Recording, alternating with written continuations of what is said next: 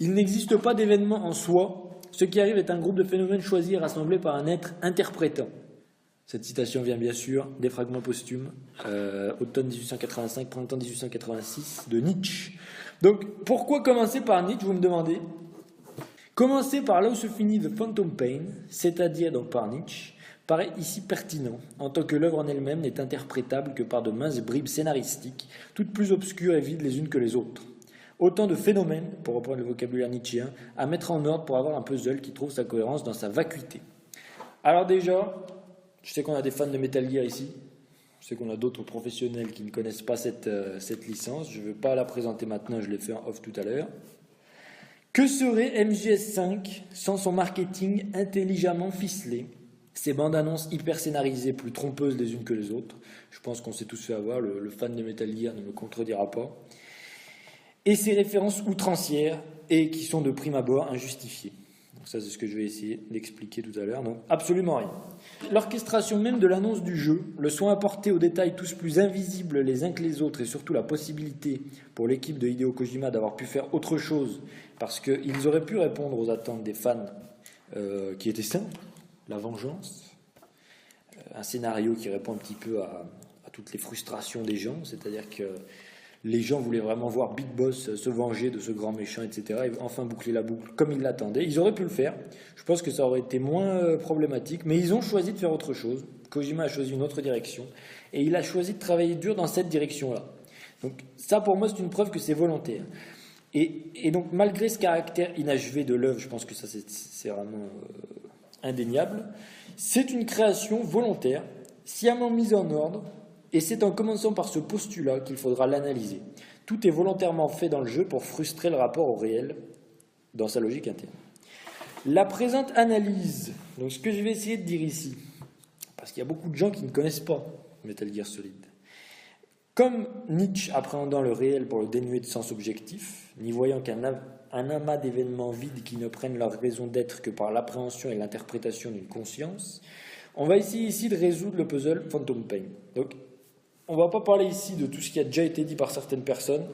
Par exemple, le fait, je crois qu'il a 108 morceaux de débris de l'explosion en lui, qui peut symboliser beaucoup de choses dans le bouddhisme, puisque c'est les 108 mauvais penchants. On va juste parler de ce qui n'a pas été dit, selon moi, jusqu'à maintenant sur Internet, ou dans les analyses que j'ai pu lire. Donc, je précise quand même une chose, c'est que cette analyse date pour moitié de septembre, et que Kojima a confirmé après ce que je disais déjà à l'époque, donc j'en suis assez fier. L'analyse va s'articuler autour de deux grands axes de réflexion. Le premier est le trouble post-traumatique, conséquence logique de la violence guerrière. Donc, puisqu'on est ici des experts en nosologie et en posologie psychiatrique, je pense que vous pourrez intervenir sur la question. Et deuxièmement, on parlera de l'aspect philosophique de l'œuvre. On est un étudiant en philosophie. Tu pourras aussi intervenir sur la question. Appuyé par l'ambiguïté très gênante du scénario. Alors, on arrive tout de suite à la première partie. Excusez-moi, j'ai des petites notes. Première partie, guerre, conséquences traumatiques et appréhension de la réalité. Alors, donc dans cette partie, on va essayer un petit peu d'expliquer le rapport au réel qu'a le personnage principal.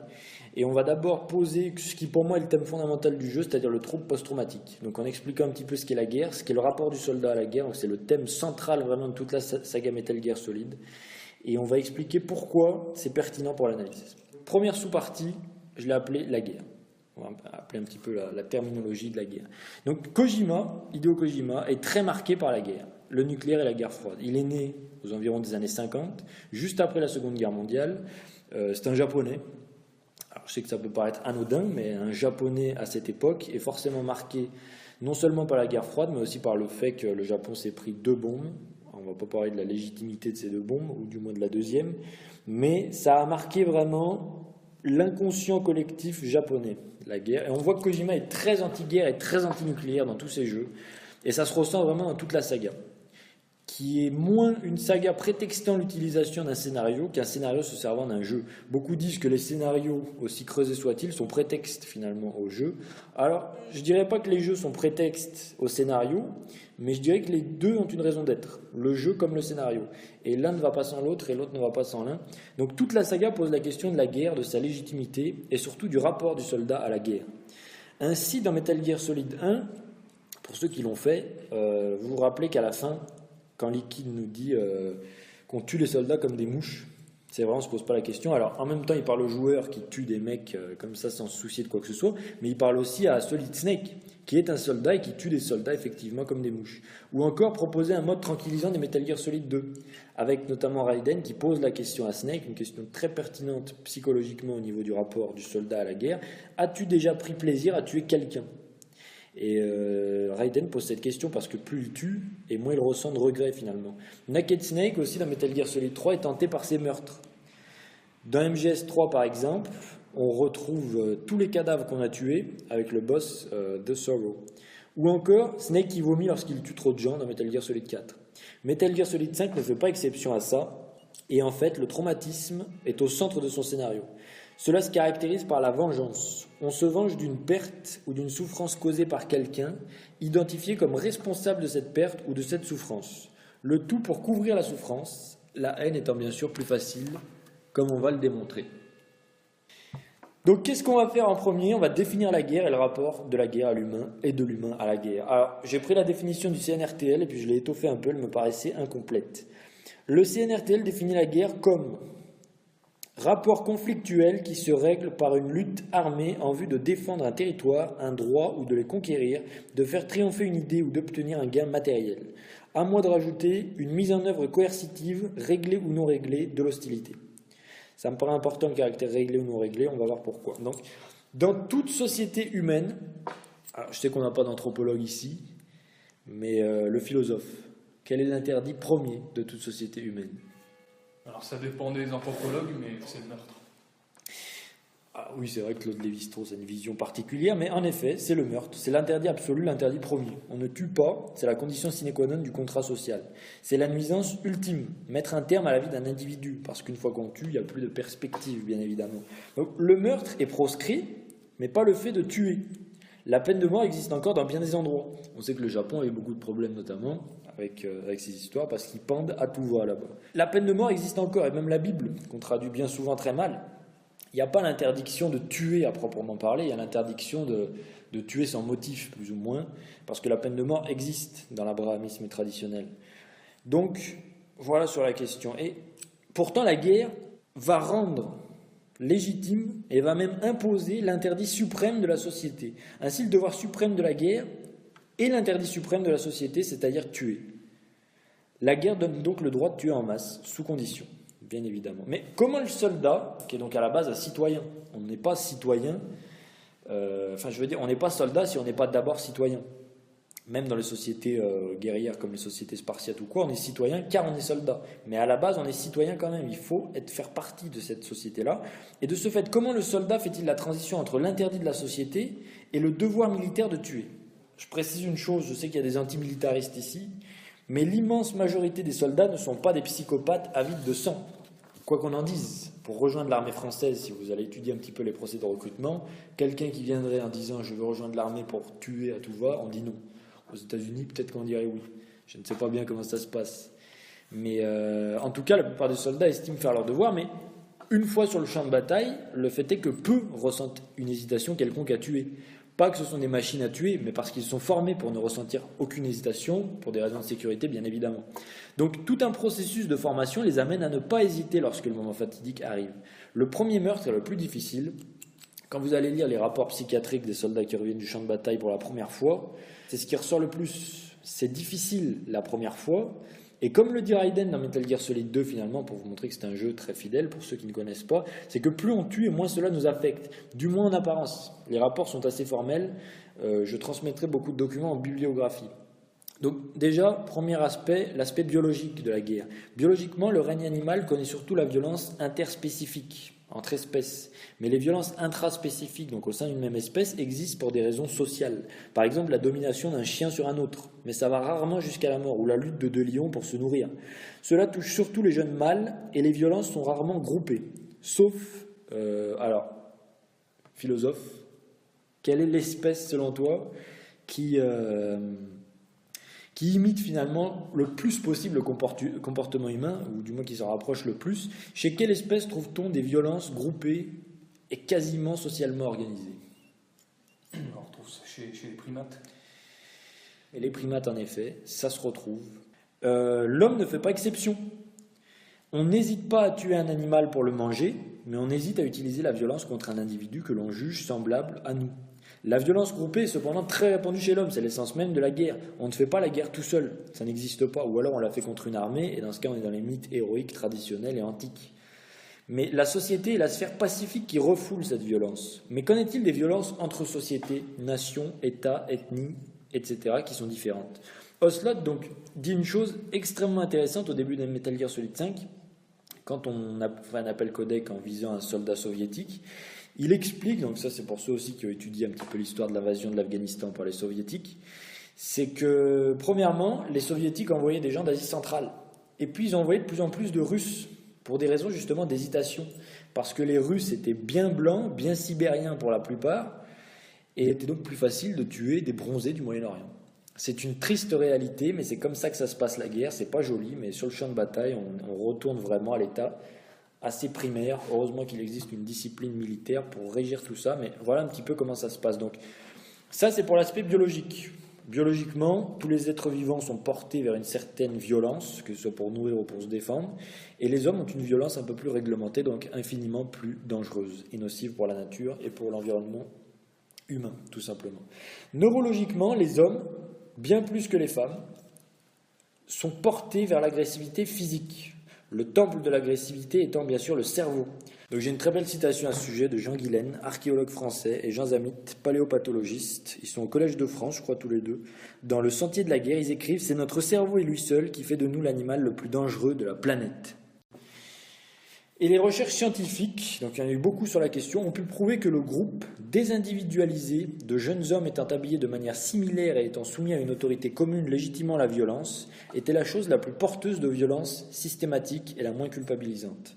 Par exemple, donc, on a le port de l'uniforme et la discipline martiale. Il faut savoir que ça n'a pas été inventé pour rien. Ça a été travaillé, ça a été vraiment forgé au fil des siècles, et leur efficacité pour exalter la violence refoulée chez les hommes n'est plus à prouver. Pour l'aspect psychologique maintenant, pour désinhiber la violence dont on parle ici, rien de plus simple. Il faut désigner un ennemi qu'on va juger responsable de quelque chose, ou alors désigner un ennemi qui nous empêche d'obtenir quelque chose. Il faudra ensuite expliquer, par la propagande de guerre par exemple, en quoi cet ennemi doit être anéanti.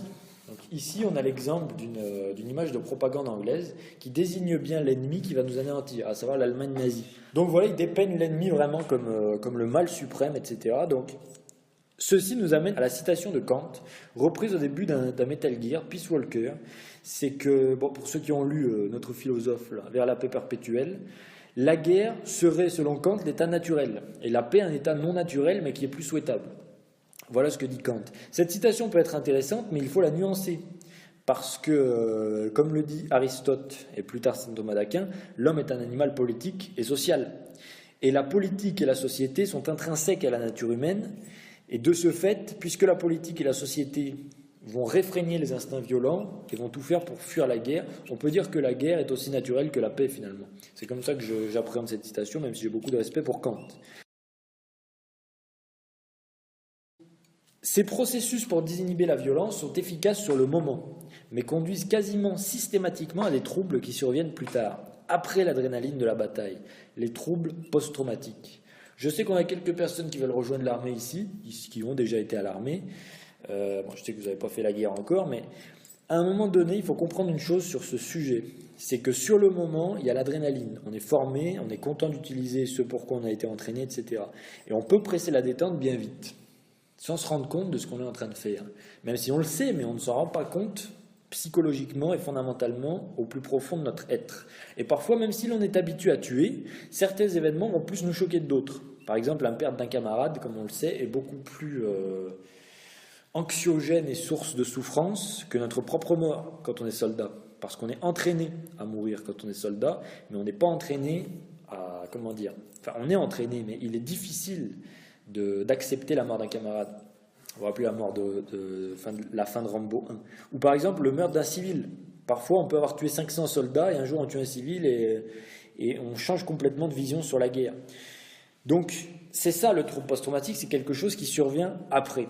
Et Metal Gear Solid 7 ne fait pas exception à ça, puisqu'en l'espèce, plus Venom Snake tue de personnes, et plus il voit sa corne grandir et se voit maculé de sang, jusqu'au stade où le sang ne part pas de sa peau, même après une douche. Le plus grand traumatisme qu'il connaît, celui qui fonde vraiment la logique du jeu, c'est le moment où il cesse d'être lui-même, comme nous l'expliquerons plus tard, le moment où Paz explose car il a été incapable de voir la deuxième bombe qu'elle avait en elle.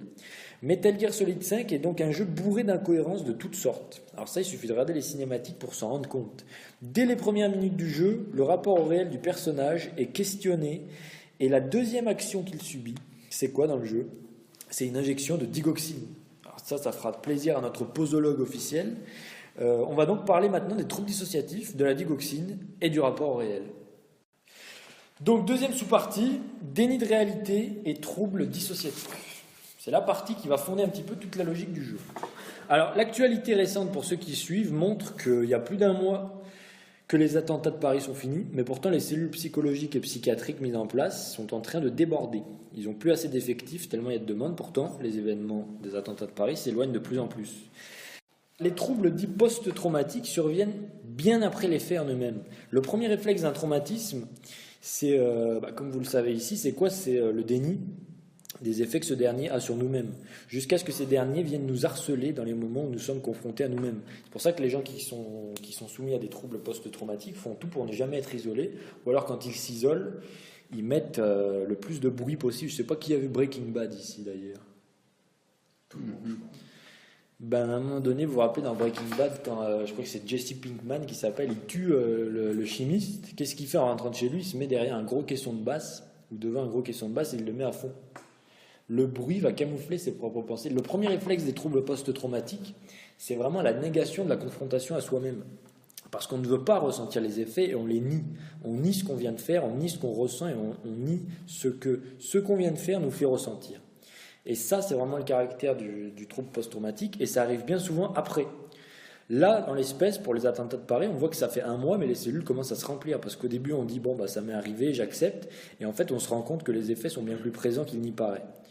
Donc, par exemple, je donne un autre exemple. Il y a aussi, après la bombe d'Hiroshima, pour rester dans la thématique, il y a un pilote américain. Alors, les services américains avaient fait beaucoup de choses pour le cacher, mais qui s'est suicidé peu de temps après avoir largué la bombe. Il s'est suicidé parce qu'il n'acceptait pas ce qu'il venait de faire, mais il ne s'est pas suicidé tout de suite en rentrant de chez lui. Donc, c'est intéressant à noter. The Phantom Pain, par son titre qui exprime le manque de quelque chose qui devrait être là, et par sa somptueuse mise en scène, est l'une des œuvres qui traite le mieux le trouble post-traumatique dans toute l'histoire de la création humaine depuis l'initiation et l'instigation de la psychiatrie, donc fin du XIXe siècle, pour prendre une date assez large. Tout y est traité pour rappeler un cauchemar constant et un rapport au réel extrêmement troublé. Cela passe par de petits détails, par exemple des soldats dont le casque change de couleur en plein milieu d'une cinématique. Ou à des dénis explicites autosuggérés. Par exemple, Paz, cette figure emblématique qui revient en Venom Snake, ce dernier voyant ses coéquipiers lui expliquer que les événements qui ont vu Paz exploser ne se sont pas du tout passés comme il le pensait, cette dernière ayant survécu. Cela est bien sûr une hallucination, parce que la manière dont la scène est tournée est extrêmement fidèle à ce que peuvent décrire la plupart des sujets soumis à des troubles post-traumatiques. Je sais que beaucoup d'entre vous ici ont étudié des rapports sur les troubles post-traumatiques. Vous savez quels sont les objets qui reviennent. Par exemple, ce sont vraiment les caractères même du traumatisme qui sont décuplés et répétés sans cesse dans l'individu sujet à ces troubles. Ici, donc, il y a cette fameuse Paz qui parle plusieurs fois d'avoir une bombe en elle et qui voit ses tripes sortir de son ventre, plusieurs fois dans les cinématiques. C'est comme ce qu'a pu vivre Venom Snake lors de l'événement fatidique dont on parle ici, où toute sa vie a basculé. Alors, c'est qui Paz? On va pas se fatiguer à la présenter ici, mais c'est en réalité une projection mentale qui permet à Venom Snake de voir ce qui l'anime profondément, le déni. Un autre détail ne trompe pas sur le travail qu'a effectué l'équipe de Kojima, c'est la migraine systématique qu'éprouve Paz aussitôt que Venom Snake lui ramènera une photo lui permettant de se rappeler son passé. Alors, il faut savoir que les troubles post-traumatiques, ça amène souvent des troubles dissociatifs, mais ça on va en parler. Et quand on essaye de ramener le cerveau à un rapport au réel plus sain et plus fidèle, le cerveau a pour réflexe de causer une migraine. Il ne veut pas qu'on le brusque dans ses mécanismes de défense. Et donc, il y a aussi la fatigue. Et comme par hasard, quand on amène les photos à Paz, pour lui permettre de se remémorer son passé, elle a la migraine, et qu'est-ce qu'elle fait juste après? Elle se couche et elle s'endort. De même que Venom Snake, réalisant que Paz est bien morte et qu'il hallucine et qu'en fait il projette tous ces trucs sur elle, s'évanouit et se réveille plus loin sur la Mother Base. Juste après ça. Tous ces faits qui expriment des troubles post-traumatiques et des dénis de réalité peuvent être qualifiés de troubles dissociatifs, comme je viens de le dire, quand on les combine. C'est d'ailleurs le terme exact qu'emploie Ocelot lorsqu'il présente le fantôme de Paz à Venom Snake. Venom Snake étant un ancien médecin militaire, nul doute qu'il ait été initié à la psychiatrie urgentiste de guerre, et il connaît bien évidemment très bien ce vocabulaire. Alors, il y a des théories comme quoi Big Boss est bien Venom Snake, et Venom Snake n'est pas le médic. Je pense que ça prouve que cette théorie ne tient pas vraiment, mais de toute façon on ne pourra jamais savoir, c'est la thèse de l'analyse. Je pense qu'on s'en fiche un peu de qui est vraiment Venom Snake, mais en tout cas il a été initié à la psychiatrie pour sortir un vocabulaire aussi exact, et je pense vraiment qu'Ocelot, c'est Venom Snake qui hallucine tout ça. On sait que c'est une hallucination, donc c'est forcément Ocelot. Donc Ocelot finalement ce n'est que la projection du passé un petit peu de médecin de Venom Snake qui vient lui expliquer son propre trouble. Donc voilà sur la question. Et maintenant, le DSM, donc pour ceux qui ne connaissent pas, sorte de bible nosologique des troubles mentaux, définit le trouble dissociatif de l'identité comme suit. Attends, excuse-moi, oui, tu parles du DSM-4 ou du DSM-5 ? Alors, les deux disent globalement la même chose sur la question. Je sais que dans le 5, on a supprimé un petit peu, l'aspect des névroses et tout, mais vraiment les deux se mettent d'accord sur... Il n'y a pas une mise à jour sur le trouble dissociatif, le TDI. Donc je vais donner la définition exacte du DSM sur la question. Qu'est-ce qu'un trouble dissociatif de l'identité ? C'est la présence de deux ou plusieurs identités ou états de personnalité distincts qui prennent tour à tour le contrôle du comportement du sujet, s'accompagnant d'une incapacité à évoquer des souvenirs personnels. Donc, on voit très bien que Paz souffre de tout ça, mais Venom en souffre de manière beaucoup plus subtile, et on sait que Paz, c'est la tête à Venom, finalement, elle est dedans, donc ça exprime les troubles de Venom Snake. Alors ici... donc, comme je viens de dire, Venom Snake est aussi bien Paz, sur qui il projette ses troubles, que Big Boss, qu'il est censé incarner, ou que lui-même finalement, c'est-à-dire le médecin, quand bien même il a subi une thérapie pour oublier son identité passée. Il souffre de toute ces troubles de perception de lui-même, et les études psychiatriques rappellent que les troubles dissociatifs surviennent souvent après des traumatismes. Par exemple, alors, tristement après des agressions sexuelles ou des dénis de culpabilité. Par exemple, un soldat qui viendrait d'exterminer un village et qui donc va se construire une espèce de mécanisme de défense se matérialisant par un trouble dissociatif.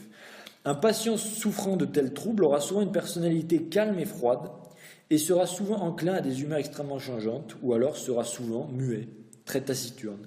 Je crois qu'on peut compter sur les doigts de la main les mots de Big Boss dans Metal Gear Solid 5. Le déni ressortant sans cesse de sa psyché pour le hanter. La scène de Ground Zeroes, point fondateur du traumatisme de Venom Snake, existe en 4 versions différentes, toujours avec des détails plus ou moins changeants.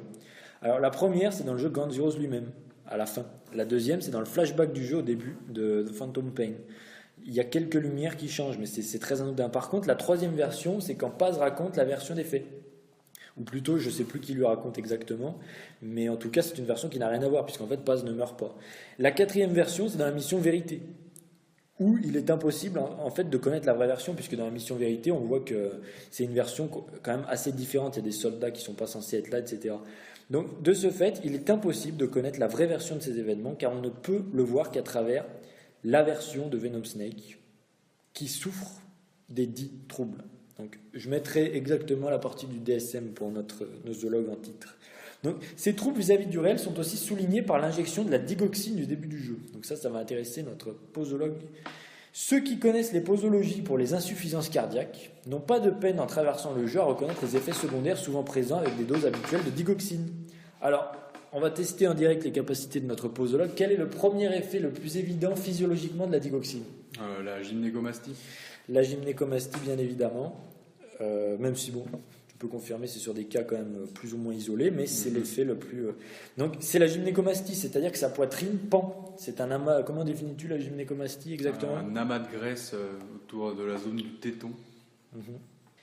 Sa poitrine est en effet pendante alors qu'il est maigre de partout et que sa peau ne pend nulle part ailleurs. Il est extrêmement maigre et tout. Donc, il y a eu beaucoup d'études sur la question, je les transmettrai à la fin, sur les causes notamment de la gymnécomastie et le rapport à la digoxine. Donc, un autre effet secondaire bien connu de cette injection-là, c'est la perception altérée et exagérée des sources lumineuses. De nombreux halos lumineux apparaissent et de nombreux flares, comme on dit en langage cinématographique, comme si on regardait la lumière à travers des lunettes sales ou un objectif de caméra. D'aucuns pourront penser que Kojima ne faisait qu'un effet stylistique anodin avec tous ces flares exagérés dans le jeu, alors qu'en fait ces effets sont bien plus profonds et servent bien plus le propos qu'il n'y paraît. Il suffit de regarder un tank la nuit pour s'en convaincre. Vous allez voir des gros ronds autour des phares qui n'ont vraiment rien à faire là. et qu'on voit très peu dans d'autres œuvres notamment.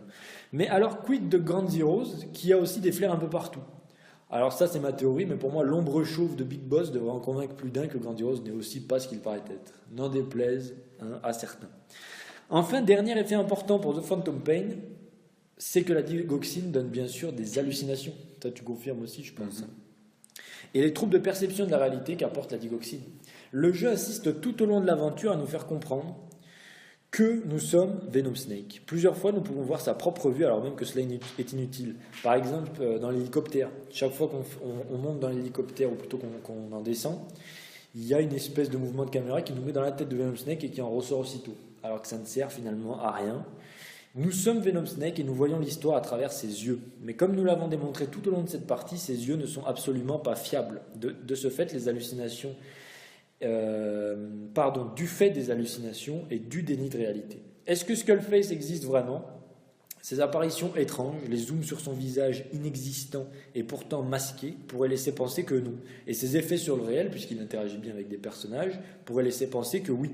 C'est donc impossible à trancher. La vraie identité de Skullface, ou plutôt qu'est-ce qu'il est pour Venom Snake, on le voit apparaître alors qu'il est censé être mort. Dans ce moment-là, c'est clairement une hallucination, mais le jeu entier est à l'image de Skullface. Si Venom Snake a pu créer de toutes pièces une base faussement vivante et halluciner Ocelot et Miller conversant avec lui à son sujet, de manière très sérieuse, où est le vrai et où est le faux? Pourquoi le jeu est-il bourré d'incohérences toutes plus absurdes et improbables les unes que les autres, alors que Kojima a passé énormément de temps sur chaque cinématique, travaillant au détail près son jeu, allant jusqu'à étudier des jours entiers les yeux des chevaux pour pouvoir les reproduire à l'écran avec The Horse? C'est une vraie question qu'il faudrait peut-être se poser un jour pour tous les déçus de Metal Gear. Je sais qu'il y en a ici, mais ces incohérences ne peuvent être que volontaires et voulues pour servir l'ambiguïté du réel. Ce qui va nous amener maintenant à parler de la partie qui est vraiment l'objet de cette analyse, c'est le propos de Kojima, qui va s'exprimer à travers tout ce qui vient d'être expliqué ici. C'est que d'abord, le premier postulat, c'est qu'il y a une incapacité à apercevoir et à appréhender le réel dans le jeu. Et maintenant, on va voir à quoi ça sert. On en vient à la deuxième partie, celle qui va donner sens à tout ça, parce qu'après les postulats, il y a les propos et il y a l'engagement personnel. C'est, je l'ai appelé plus de lumière. Alors, les philosophes pourront comprendre la référence à Goethe, qui est cité dans le jeu d'ailleurs. Ça, je vais y venir. Donc, première sous-partie, Call Me Ishmael. Qui a lu Moby Dick ici? Très bien, je vois que beaucoup de gens l'ont lu, ça fait plaisir. The Phantom Pain a débuté son marketing avec une référence explicite à l'œuvre de Melville. Il a été ainsi présenté comme un projet d'un certain Joachim Mogren, du Moby Dick Studio, dont le logo était une baleine blanche. L'une des premières scènes présentées montrait un personnage au visage bandé, se présentant dès le début comme Ishmael. Donc vous savez que dans Moby Dick, c'est la première réplique du jeu. De même que le jeu, même s'il ne commence pas directement par cette phrase, a au début de son prologue la fameuse phrase « Call me Ishmael », qui est l'une des plus célèbres de la littérature américaine. Il suffit d'aller interroger les Américains pour s'en rendre compte. Et qui ouvre le roman Moby Dick. D'autres références contextuelles sont assez explicites, notamment l'année où prend place Metal Gear Solid 5, c'est-à-dire en 1984, pour rappeler le livre d'Orwell. Et enfin, la troisième référence majeure, il y en a d'autres, mais je parlerai que de celle-là, et un peu moins explicite, c'est Lord of the Flies, Sa Majesté des Mouches, un livre traitant d'un groupe d'enfants devenant indépendants et finissant par perdre leur caractère civilisé pour devenir un microcosme violent et irrationnel avec une pseudo-justice. Donc il sera question dans cette partie de ces trois références qui sont les plus pertinentes pour servir l'effort analytique de ce qu'on va essayer de faire ici. Et des points qui en ressortent utiles pour le développement d'une interprétation, parce que vraiment ce qu'on va essayer de faire ici, c'est d'extirper le propos de Kojima, qui, je le rappelle, a été confirmé depuis. Je vais y revenir. Donc le postulat général est le suivant. Les nombreuses et évidentes références que présente The Phantom Pain ne sont pas qu'un étalage vide d'une culture littéraire, ni un plagiat, ni un recyclage. Kojima se sert de ses œuvres pour appuyer son propos. Et on va donc trouver qu'est-ce qui unit ces trois œuvres entre elles, parce que de prime abord, elles n'ont pas l'air si conciliables les unes avec les autres. Donc premièrement, Moby Dick, 1851 de Herman Melville. De nombreuses lectures de Moby Dick sont possibles, et il serait inutile de dresser une liste exhaustive des interprétations dont a fait l'objet le roman de Melville. Il vaut mieux se concentrer sur un aspect fondamentalement lié à The Phantom Pain, c'est-à-dire, tout le monde le sait, la quête obsessionnelle, voire quasi existentielle, c'est un terme important, de vengeance du capitaine Achab, tout en ignorant sciemment les autres aspects de l'œuvre, comme une certaine vision du commerce de la chair et des carcasses de baleines à l'époque où Melville écrit, même si Ocelot, ou je ne sais plus c'est Kaz qui en font une petite référence à un moment donné dans le jeu. par rapport au Japon, tu sais, avec la réglementation internationale en vigueur en 1984. Donc, si le jeu débute par You Can Call Me Ishmael, il faut rappeler qui est Ishmael, ou Ismaël en français, et ce qu'il représente dans l'œuvre de Melville. Il est le narrateur, il observe Achab, ou Ahab en anglais, tout au long du récit. Il raconte lui-même l'histoire qu'il vit et n'est pas obsédé par la quête de vengeance que Ahab réussit à transmettre à tout son équipage, du fait de son charisme et de sa crédibilité de capitaine émérite, bien qu'il le respecte.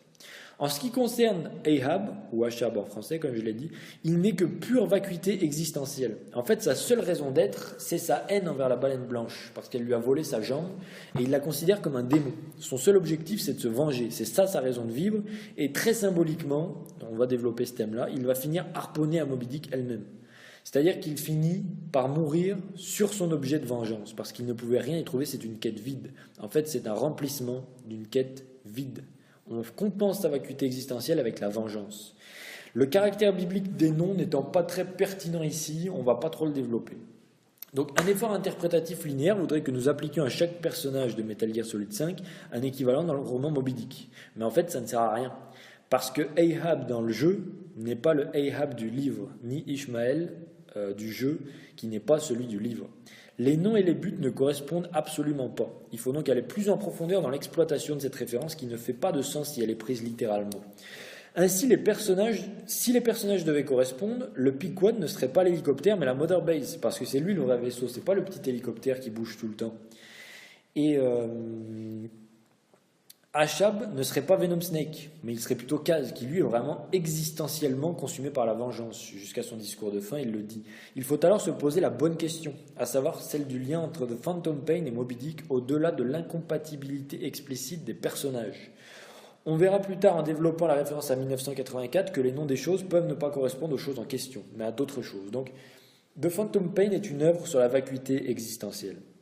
Ça, c'est la première chose qui ressort d'une analyse vraiment pertinente, selon moi, de ce jeu, sur l'absence de caractère objectif des faits et de l'existence elle-même. Là où Moby Dick est aussi une œuvre sur le sens avec un grand S, ou plutôt sur l'absence de sens à la vie du capitaine Achab, qui est consumé par sa vengeance et qui finira par mourir à cause d'elle. Miller le dit lui-même à la fin du chapitre 1. Il est toujours vide malgré son désir de vengeance assouvi, après avoir tué sa baleine, Skullface. Pour moi, la vraie fin du jeu, c'est finalement la fin qui est considérée comme la fausse, puisque c'est le moment où la vraie question est posée.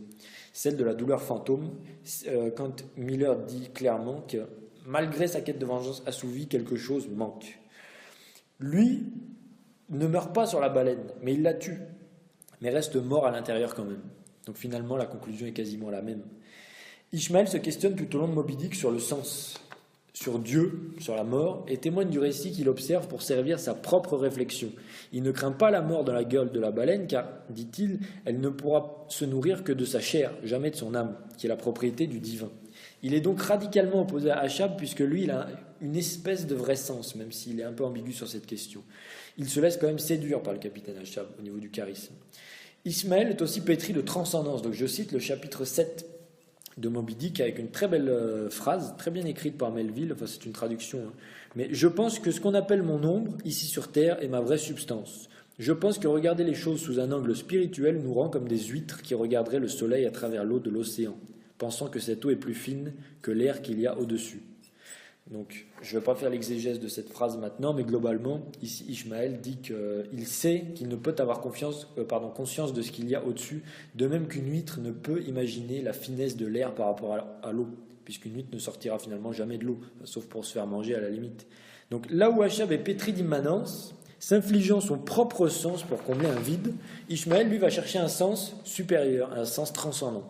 C'est ainsi qu'est introduite la notion du vide dans cette analyse par la référence à Moby Dick dont nous espérons ici.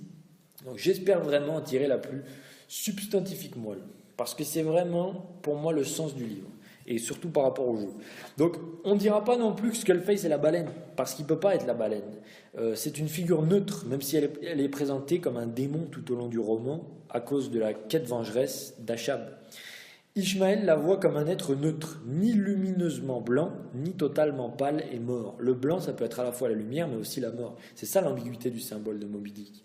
Et Skullface, c'est un être authentiquement mauvais. Je pense que c'est l'être le plus caricatural, mais c'est voulu des Metal Gear. Il a même un masque, alors qu'il n'a pas de visage techniquement, il a un masque de théâtre assez ridicule. Je sais plus ça fait référence à quoi, mais c'est une grande œuvre américaine de western, je crois. C'est vraiment pour montrer le méchant, tu vois, qui couvre à moitié son visage. Et donc, malgré quelques nuances, par exemple, on peut le voir honorer un mort dans l'hôpital où sont testés les parasites des cordes vocales. Mais c'est un mort qu'il a lui-même causé, un sacrifice nécessaire selon lui, sans aucun doute, pour assouvir lui-même sa quête de vengeance. Moby Dick ne veut pas se venger dans le livre fondamentalement, mais Skullface, lui, veut se venger. Donc personne n'est Moby Dick, personne n'est Ashab, personne n'est Ishmael à proprement parler. Skullface serait donc autant Ashab que Moby Dick si on fait le calcul. Cela prouve une fois de plus que le référencement nominal n'a aucun sens. Bon, maintenant, on va parler de la deuxième référence la plus pertinente. C'est bien sûr 1984, de George Orwell. J'ai mis la date 1984, n'importe quoi. Non, il est sorti en 48, je crois. Donc là non plus, il est impossible d'affirmer que Winston est Venom Snake, que Quiet est Julia. Absolument pas. Toutefois, si nous ne pouvons pas dire que Ashab est le capitaine Ashab de Moby Dick, nous pouvons affirmer sans grand mal que Ashab est bien Big Brother. CF l'affiche Big Boss is watching you. Donc Big Brother n'est pas explicitement nommé. Aucune certitude sur son caractère individuel n'existe dans le roman. Il n'est qu'une image, symbole d'un parti tout-puissant.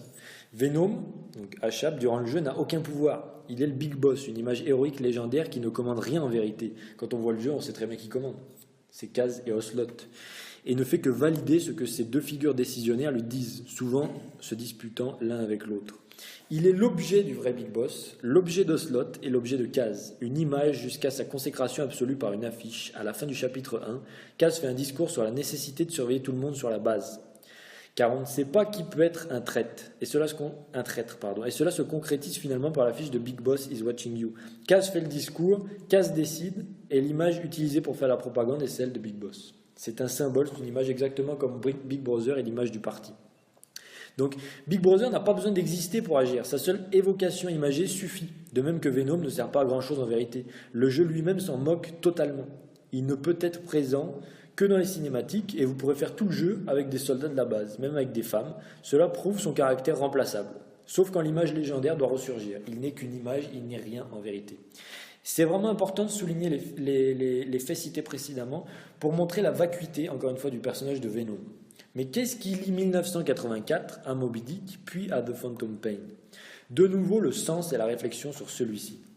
Alors, pour moi, l'aspect politique de 1984 n'est pas très pertinent ici, quoi qu'on en dise. Attends. Ouais.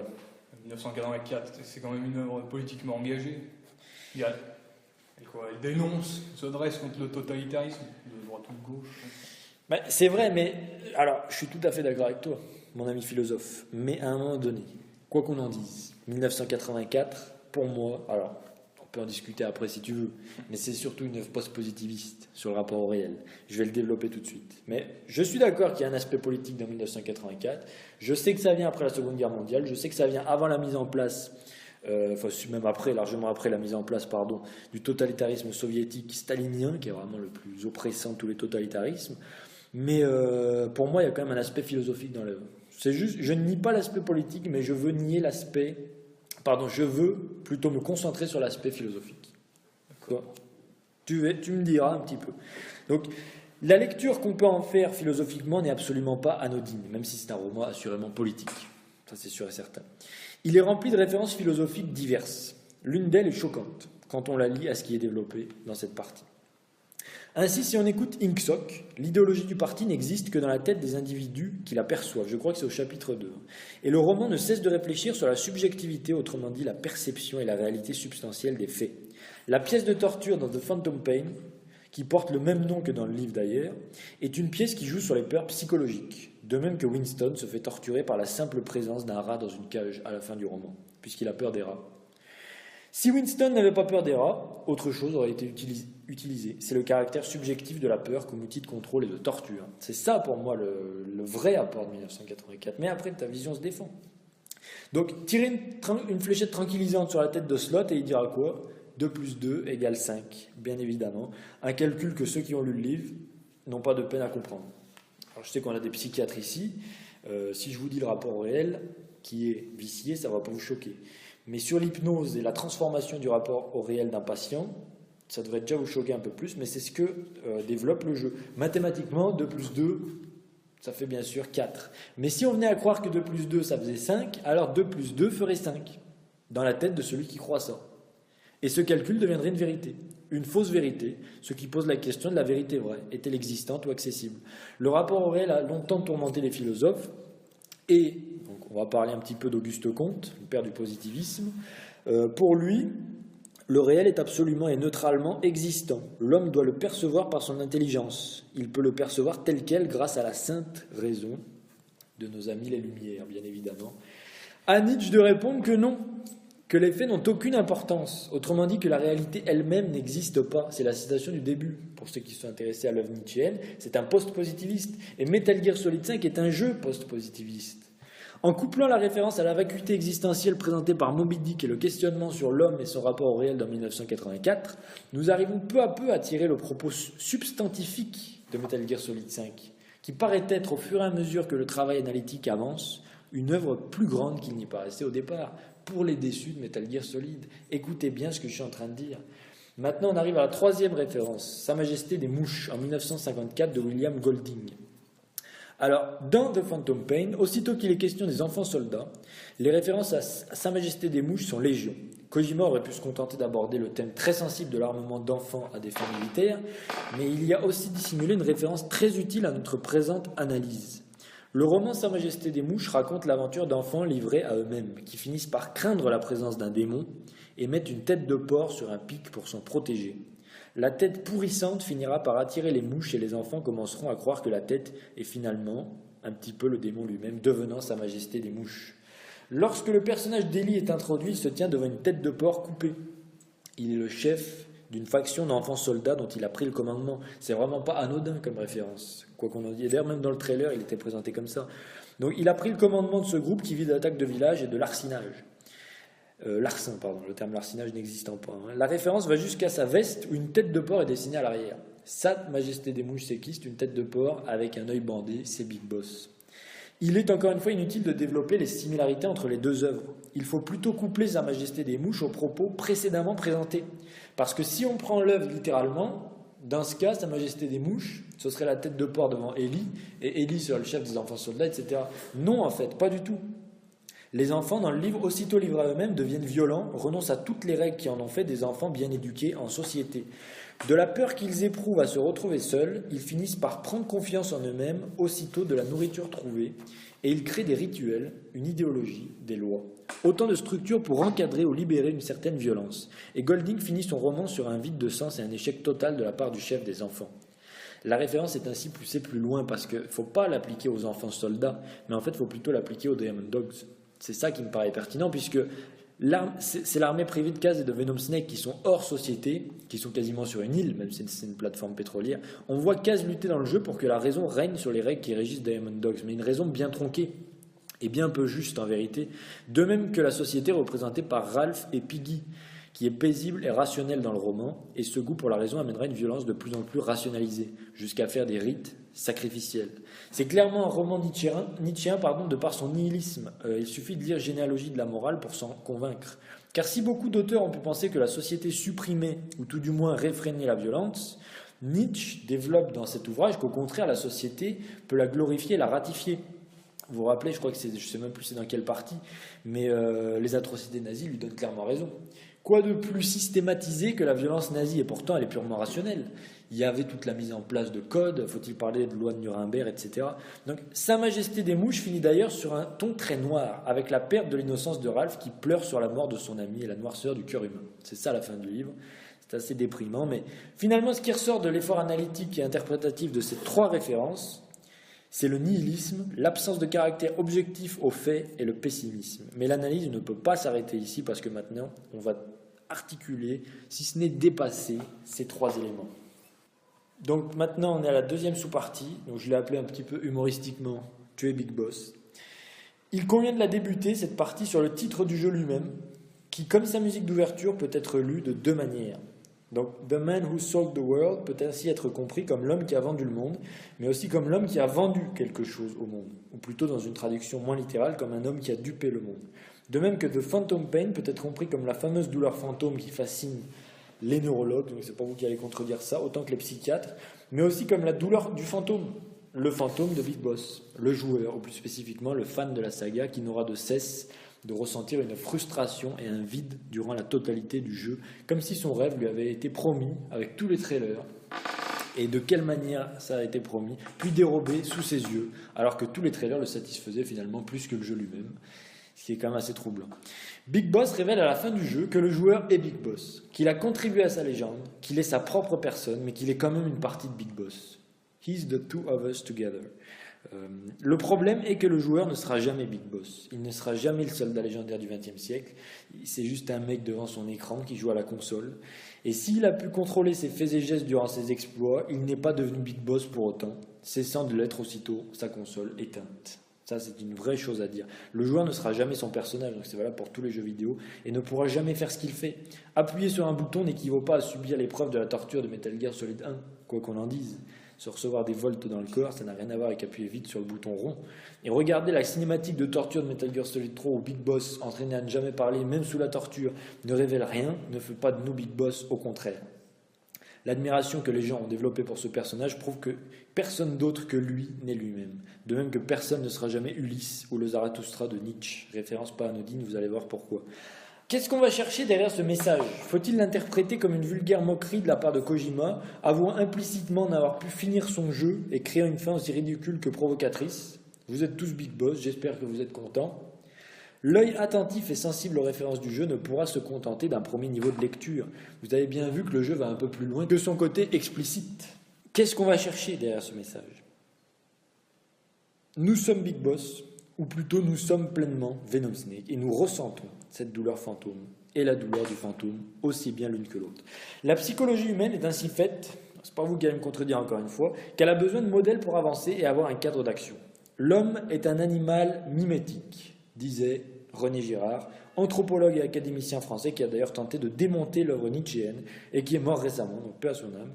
Et combien ont pris Big Boss comme modèle pour construire une partie, aussi infime soit-elle de leur personnalité, parce que quoi qu'on en dise, c'est un personnage admirable, Big Boss quand même. Super soldat impassible, vertueux et héroïque, honorable et fort, combien attendaient de voir la chute de Big Boss vers le côté sombre pour pouvoir le pardonner et le comprendre, pour pouvoir s'identifier en vivant ce qu'il pourrait vivre, un peu comme Walter White dans Breaking Bad finalement. Et combien ont été déçus de voir que dans The Phantom Pain, il n'y avait rien de tout cela, au point qu'il n'y ait pas Big Boss lui-même, sauf pendant quelques secondes à la fin, de la manière des plus frustrantes qui soit. Là voici la vraie douleur fantôme, comme si les joueurs, de par leurs attentes, qui avaient été privés de quelque chose qui leur revenait de droit. Tu la ressens aussi, n'est-ce pas ? Dixit Kazuhira Miller, à croire qu'il s'adressait directement aux joueurs. Ainsi, comment mieux s'identifier à un personnage qu'à Venom Snake lui-même ? Raiden de Metal Gear Solid 2 était vide, pâle comme la mort, ou comme Moby Dick pour faire référence à ce qu'on a dit tout à l'heure, placide et d'une platitude agaçante. Le mec ne ressent rien dans tout le jeu quasiment. Mais retrouver toute sa virilité, toute son identité et toute sa liberté à la fin, en se séparant ultimement de ses dog tags portant le nom du joueur oppresseur qui avait pris le contrôle sur lui pour assouvir ses pulsions d'envie d'être Solid Snake. Venom, lui, est censé... Alors, je dis censé parce qu'au final, il reste plat durant tout le jeu, ce qui est assez frustrant, mais il est censé être Big Boss, le Big Boss auquel les gens veulent s'identifier, celui que les soldats veulent être, l'icône de Cypher, le mercenaire légendaire, et tout lui est volé à la fin. Il n'est pas Big Boss et il ne le sera jamais, malgré le discours du supposé vrai Big Boss qui a accompli ce qu'a accompli Venom. Big Boss ou Venom ou les deux ? La question reste ouverte. Raiden avait un passé qu'il découvre par la bouche de Solidus. Il était en fait un enfant soldat. Son identité existe. Venom est le médecin de Grandiose, mais en fait on ne sait rien sur lui, et juste qu'il est médecin. Inutile d'en préciser plus pour les créateurs qui veulent que ce médecin soit le joueur, qui s'inscrit dans l'histoire de la saga. Il est un venin qui amène la nécessité de s'amputer un membre. Venom est la douleur fantôme et il la ressent. The Phantom Pain versus The Man Who Sold the World. Car de qui avons-nous suivi ou accompli les aventures dans Metal Gear Solid 5 ? De Venom ou de Big Boss ? En fait, ni l'un ni l'autre, ou plutôt les deux à la fois. Cela a-t-il une importance quelconque en fait ? Le message du jeu est ailleurs, comme nous allons le voir, mais cela démontre que tout est fait pour frustrer le joueur au plus profond de son être. d'une manière plus viscérale que MGS2 qui avait pour lui une conclusion beaucoup plus et infiniment plus libératrice et beaucoup plus explicite. Un manque d'émotion est flagrant durant tout le jeu. Une platitude existentielle règne sur le ciel de la Mother Base, aussi vide que les somptueux décors de l'Afghanistan ou de l'Afrique, zone composée exclusivement de soldats qui attaquent le joueur aussitôt qu'ils le voient. Vous allez marcher 10 minutes sur la Mother Base pour vous rendre compte qu'est-ce que c'est que le vide existentiel. C'est quand même assez terrifiant pour les gens qui sont soit claustrophobes, soit tout simplement qui n'aiment pas le vide en général. Donc, Venom est vide, lui qui était censé brûler de désir de vengeance, comme tous les trailers le promettaient. Il ne prononcera pas plus d'une vingtaine de phrases durant tout le jeu. Il est le Big Brother de Kaz et d'Ocelot, comme je l'ai dit tout à l'heure. Un simple outil et certainement pas le boss. Il est une image vide de volonté, encore une fois, conseillée ou plutôt, je pourrais même dire commandée, par ces deux figures morales, l'une angélique, l'autre démoniaque. La seule chose qui le ronge est l'obsession de ce qu'il ne veut pas devenir, sa propre figure ensanglantée avec une corne géante. Le jeu tout entier est une expression viscérale du vide. Ça, c'est vraiment l'aspect le plus fondamental du jeu avec l'incohérence. Nul doute que les contraintes techniques y sont pour beaucoup, vis-à-vis de l'environnement par exemple, mais pour le côté scénaristique, cela ne peut être que volontaire, comme on l'a dit en introduction. Kojima sait créer des scénarios lourds en émotions et en réflexion explicite. Il suffit de regarder les fins de Metal Gear Solid 1, 2 et 3 pour s'en convaincre, ou rien que de faire Metal Gear Solid 4, qui a énormément de cinématiques, qui est vraiment l'anti-MGS5. Il faut aussi préciser que The Phantom Pain n'a pas de fin et qu'il ne se passe que très peu de choses durant le jeu en fait. Beaucoup d'éléments après la soi-disant fin restent ouverts. L'existence d'une mission 51 et d'un chapitre 3 qui ont été révélés après la sortie du jeu accentuent la frustration des joueurs du monde entier. Il suffit de lire les forums dédiés pour s'en rendre compte. Mais le caractère inachevé de la symphonie de Schubert n'en fait pas moins une grande création artistique pour autant. Ainsi en est-il de Metal Gear Solid 5. Quoi qu'on en dise encore une fois. Tout cela n'est effectivement possible que sur le support vidéoludique qui implique le joueur non seulement émotionnellement, mais factuellement, au niveau de l'action. Le joueur agit dans ce monde virtuel, et Kojima se sert de cette virtualité pour faire passer un message, bien plus obscur que ces autres messages cependant. Ce message est celui de la frustration, et on va le développer tout de suite dans la dernière partie, pardonnez mon accent allemand, qui s'appelle Mehr Licht. Ce qui nous amène à la dernière sous-partie, plus de lumière.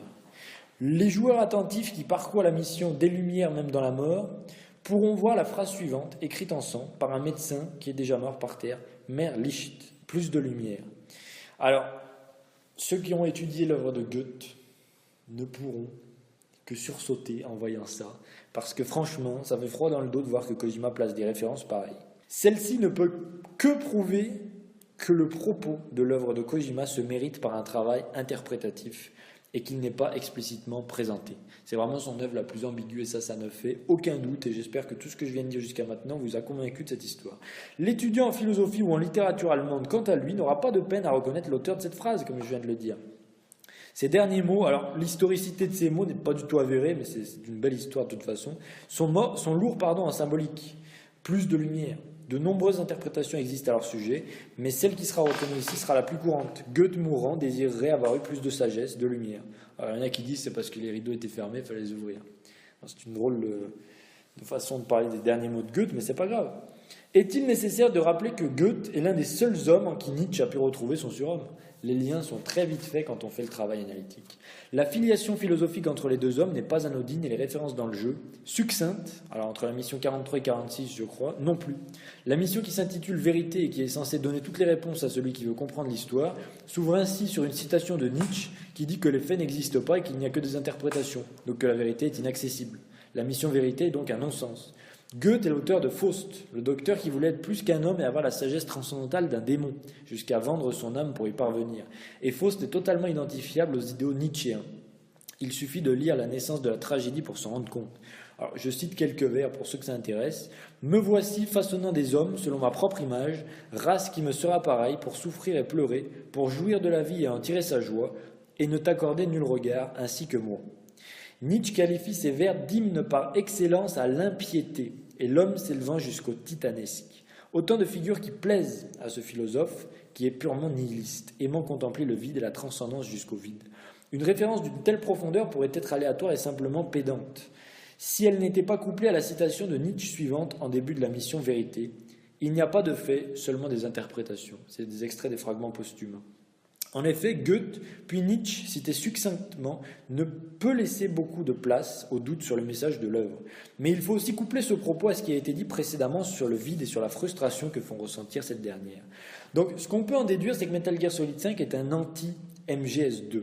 MGS2 était un message de liberté, d'espoir, de quête de sens et de choix de sens. Raiden, brisant ses menottes et ses chaînes, ses dog tags, retrouve son identité et donc sa liberté, de même que Solid Snake brise aussi ses menottes avant de sauter dans l'eau pour accomplir son destin, sauver le monde. Nous ne sommes pas les outils du gouvernement. Je me suis toujours battu, mais au moins c'était pour mon idéal, dixit Grey Fox à la fin de Metal Gear Solid 1. La question de la liberté a toujours été omniprésente dans la série des Metal Gear, autant que celle du nucléaire, comme je le dis en introduction de la première partie. Metal Gear Solid 5 apporte des thèmes sombres et peu abordés. Enfants soldats, armes bactériologiques testées sur des populations pauvres africaines, etc., etc. Mais le thème qui paraît le plus intéressant à analyser est bien le caractère nihiliste de l'œuvre. Rien n'a de sens objectif, comme on l'a dit tout au long de la partie 1. Donc tout ce que je viens de dire là s'appuie sur le raisonnement de la partie 1. Le scénario ne veut rien dire et ne sert à rien. Le jeu lui-même ne sert à rien. Vous ne jouez pas Big Boss, vous n'aurez pas ce que vous attendez, mais interprétez. Kojima s'adresse directement au joueur en ouvrant la dernière mission, celle qui est censée apporter la vérité, par une citation de Nietzsche qui la décrédibilise aussitôt, elle et l'existence elle-même. Fini le positivisme, le stoïcisme scientifique antique, place à l'interprétation philosophique vidée de toute réalité objective. Les faits sont ainsi isolés les uns des autres et prendront sens avec vous, dans votre tête, à vous qui visionnez le jeu. De même que les cinématiques, dont la plupart sont faisables dans le désordre, c'est vraiment n'importe quoi quand on fait le jeu, déconnectées les unes des autres. Si Metal Gear Solid 2 est un jeu post-moderne, Metal Gear Solid 5 est définitivement un jeu post-positiviste. Un jeu nietzschéen, à n'en pas douter une seule seconde. Le positivisme a ainsi comme fondement le postulat suivant, il n'y a que les faits. Comme je l'ai dit tout à l'heure, à Nietzsche de répondre, non, justement, il n'y a pas de faits, seulement des interprétations. Cette phrase prend sens quand on comprend qu'elle est une réponse au positivisme. Quel est donc le propos de Metal Gear Solid 5 ? Parce que ça fait 2 heures qu'on parle pour ça, finalement. Quel est ce propos ? Quel est le sens de ce jeu à partir de tout ce qui vient d'être dit ? L'interprétation est libre, à l'infini et à 100%. C'est ça le message de Kojima. Mais elle ne doit pas être dénuée de fondement pour autant. Il faut donc en conclure en disant que Metal Gear Solid 5 est une réflexion sur le vide, sur l'absence de sens que l'on comble comme nous le pouvons. Certains par la vengeance du capitaine Ahab, d'autres par le mensonge auto-infligé et l'autosuggestion, les troubles dissociatifs de l'identité. D'autres par un idéal politico-militaire et la volonté de faire une nouvelle nation comme Big Boss. Chacun sa réponse au vide existentiel.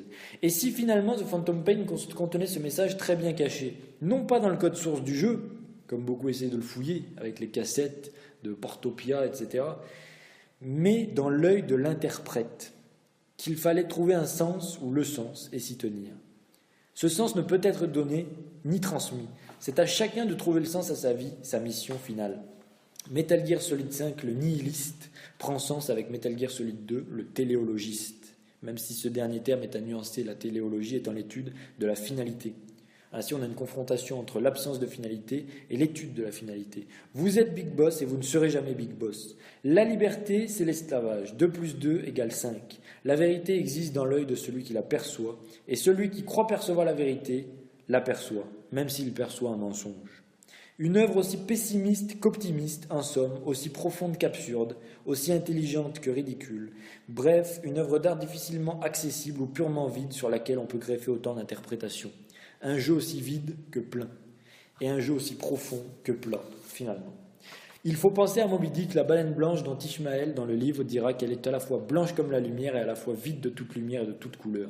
Ni lumineuse, ni morte, elle est un symbole de neutralité absolue dans lequel le capitaine Ahab verra l'image d'un démon, mais Moby Dick est en fait un phénomène.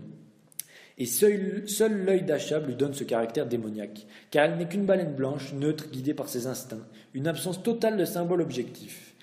Il était donc absolument inutile de développer la référence à Moby Dick dans la partie 1 pour en montrer l'absurdité.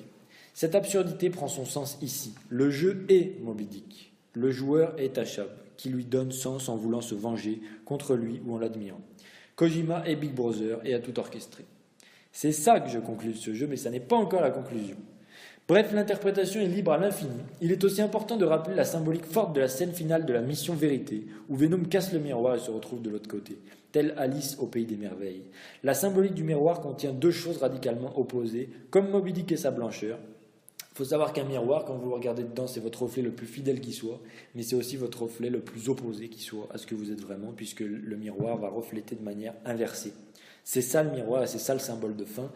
Et le miroir, je ne l'ai pas développé ici, mais comme les neurologues le savent, le miroir est aussi utilisé pour soigner les douleurs fantômes, pour duper le cerveau. Mais ça, je ne l'ai pas traité ici, donc maintenant je pense que le moment est venu de conclure. Donc finalement, pour conclure, j'ai vraiment beaucoup attendu avant de finir cette analyse. Je l'avais faite au mois de septembre. Là, je l'ai finalisée très récemment. Beaucoup attendaient le nouveau Metal Gear Solid 2 et Kojima a réussi à dépasser. Ça ne veut pas dire que je préfère Metal Gear Solid 5, mais ça veut dire que Kojima a réussi à dépasser ce qui faisait Metal Gear Solid 2, la frustration du joueur. Alors frustré pour frustrer, c'est rien, mais pour moi le message est très beau. Et le message est compris dans 2 moments du jeu. C'est la première fin quand Kaz dit qu'il manque toujours quelque chose, et surtout la dernière cassette de Paz, qui pour moi donne sens au jeu et même à toute l'œuvre en entier. Paz dit qu'elle ne doit pas être une douleur fantôme, pas être une souffrance causée par le manque, mais plutôt un bon souvenir et quelque chose de chaleureux à se remémorer. Je pense que c'est à l'image de la série. Beaucoup ont attendu énormément de choses de ce jeu, mais la vérité c'est qu'il ne faut rien attendre d'un jeu vidéo. Je pense que ce jeu est l'anti-Metal Gear Solid 2 et l'anti-jeu vidéo tout court par excellence. J'avais annoncé il y a 1 an que ce serait le dernier jeu vidéo que je ferais, et je pense clairement que c'est le dernier jeu vidéo tout court. Kojima a dit qu'il laissait un blank space, un espace vide dans le jeu, qui était symbolisé par le V de Metal Gear Solid V, qui représente un V coupé en 2, pour que le joueur s'insère dans la saga. Je pense vraiment que ce jeu, c'est la fin des jeux vidéo, parce qu'il dit finalement, selon moi, arrêtez d'attendre ces choses. Arrêtez d'attendre les jeux vidéo comme quelque chose qui vont existentiellement vous libérer de quoi que ce soit. La réponse est en vous, elle est dans votre travail, dans votre interprétation, dans votre agencement du réel.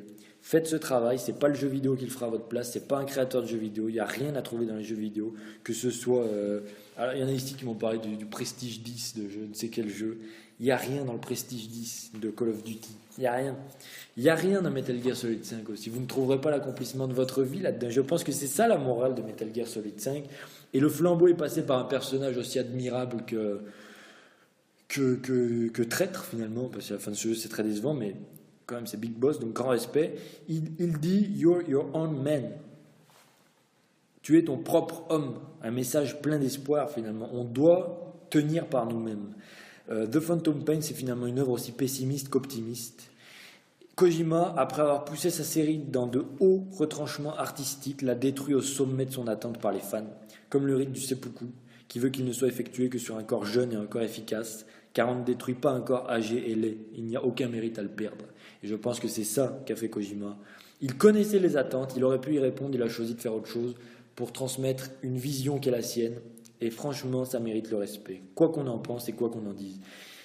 The Phantom Pain, un seppuku artistique, un sens dans le non-sens, devenez Big Boss, changez le monde. Je pense que c'est ça, les mots de la fin de Metal Gear Solid 5. On ne change pas le monde dans sa console, on sort de chez soi, on éteint sa console, comme le judicieux conseil du colonel dans Metal Gear Solid 2. On ne peut comprendre après tout cela les paroles de la chanson omniprésente dans le jeu, enfin on peut les comprendre justement. The man who sold the world, I never lost control, you're face to face with the man who sold the world. Et je pense que ce sera le mot de la fin. Pour moi, c'est vraiment le jeu ultime. Et je vous remercie de votre attention.